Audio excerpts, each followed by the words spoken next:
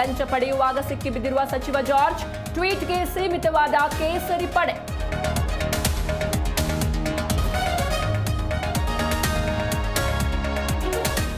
ಆಡಳಿತ ವಿಪಕ್ಷಗಳ ನಡುವೆ ಸರ್ವೆ ಸಮರ, ವೈಯಕ್ತಿಕ ಮಾಹಿತಿ ಕೇಳಿದ್ದಕ್ಕೆ ಡಿಕೆಶಿ ಗರಂ. ಸಮೀಕ್ಷೆ ಹುಚ್ಚರ ಸಂತೆ ಎಂದ ವಿ ಸೋಮಣ್ಣ.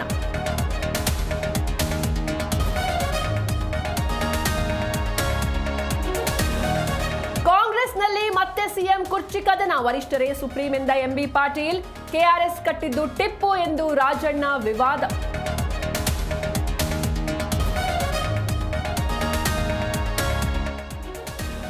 ರಿಷಬ್ ಶೆಟ್ಟಿ ದೃಶ್ಯ ಕಾವ್ಯಕ್ಕೆ ಬಹುಪರಾಕ್. ನಾಲ್ಕನೇ ದಿನಕ್ಕೆ ಜಗತ್ತಿನಾದ್ಯಂತ 300 ಕೋಟಿ ರೂಪಾಯಿ ಕಲೆಕ್ಷನ್, ದಾಖಲೆ ಬರೆದ ಕಾಂತಾರ ಚಾಪ್ಟರ್ 1.